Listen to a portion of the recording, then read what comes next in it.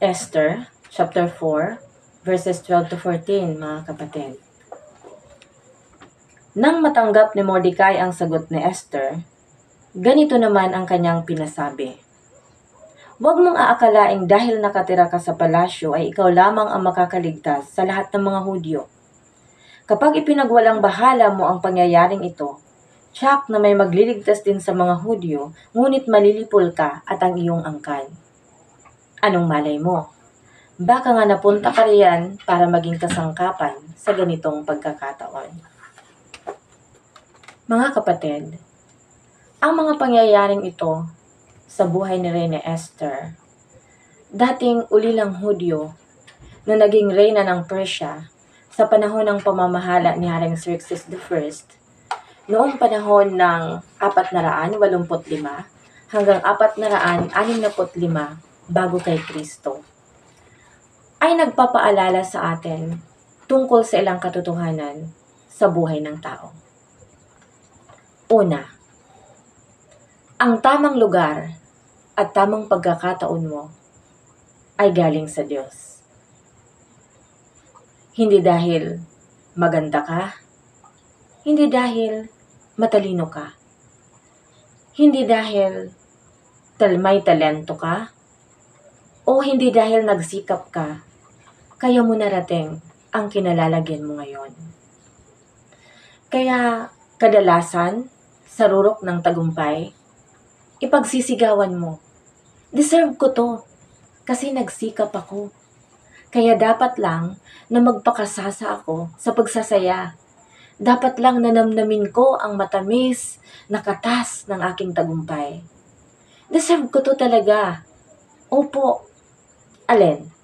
Kung hindi ako maganda, kung hindi ako matalino, kung hindi ako nagsikap, matutupad ko bang lahat ng mga pangarap ko? Puno ng kayabangan ang iyong bibig sa pagsasalita ng mga bagay na walang kabuluhan para sa Diyos. Ang isip at puso mo ay binabalot ng tunay na kamangmangan. Kapatid, sapagkat ang buong katotohanan, kahit ni kusing, ay hindi natin deserve ang anumang bagay na mayroon tayo. Bakit? Dahil sa ating pagiging tunay na makasalanan. Ngunit alam mo ba kung bakit natatamo natin ang tagumpay? Dahil yon sa dakilang biyaya sa atin ng Diyos. Napupunta tayo sa tamang lugar at sa tamang pagkakataon dahil ito'y bigay sa atin ng ating lumikha. At hindi dahil sa sarili nating katangian at kakayahan. Kaya, anuman ang ating mga narating sa buhay, wag tayong magmamalaki. Iwasan nating lamunin tayo ng kayabangan. Wag nating isiping dahil sa sarili nating kakayahan, kaya natin naabot ang ating mga pangarap. O di kaya'y iisipin natin dahil sa tayog na ating kinalalagyan, mas nakahihigit na tayo sa ating kapwa.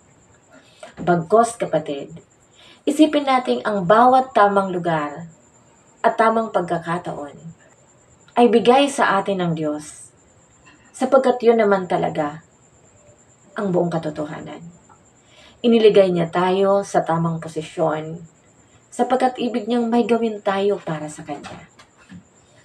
Iniligay niya tayo sa tamang lugar at tamang pagkakataon upang gamitin yon sa pagpaparangal sa Kanya.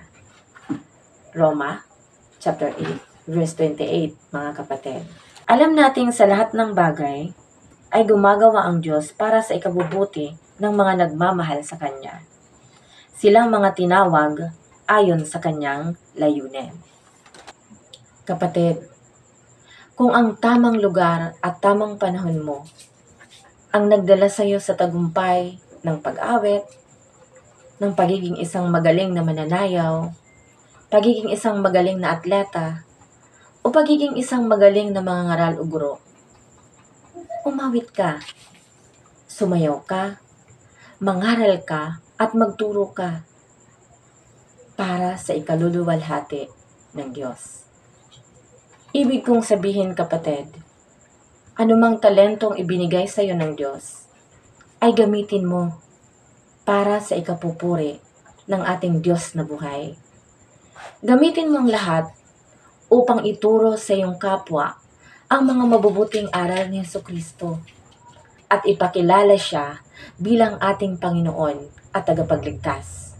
At higit sa lahat, ipakilala sa Kanya ang Ama na ating siyang tunay na Diyos na buhay, na siyang nakahihigit sa lahat ng mga Diyos, na siyang tunay na lumikha ng langit at ng lupa.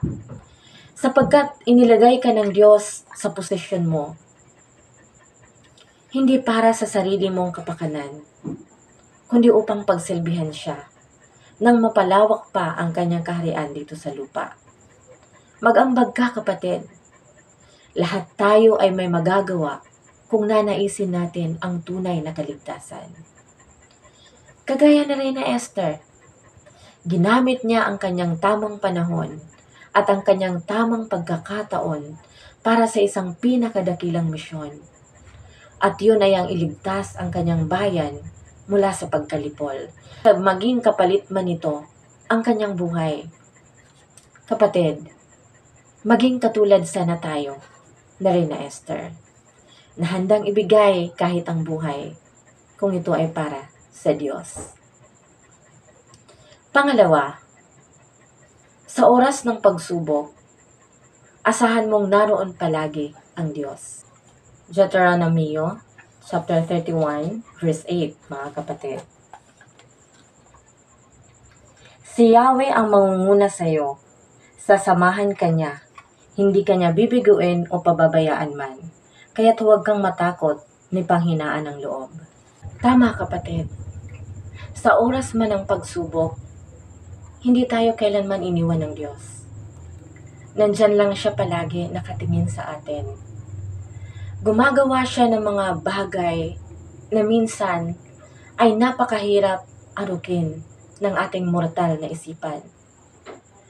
Subalit, sadyang matalino ang Diyos. Hindi man siya kumibuminsan. But the truth is, He is working behind the scene. Ika nga. Kaya minsan, bubulaga na lang sa atin ang ating mga hinihiling nasa harapan na natin. Kailangan lang na matuto tayong magtiwala sa kanyang mga kaparaanan. Kung minsan, ang tagal bago sagutin ng Diyos ang ating mga panalangin, na halos mawalan tayo ng pag-asa.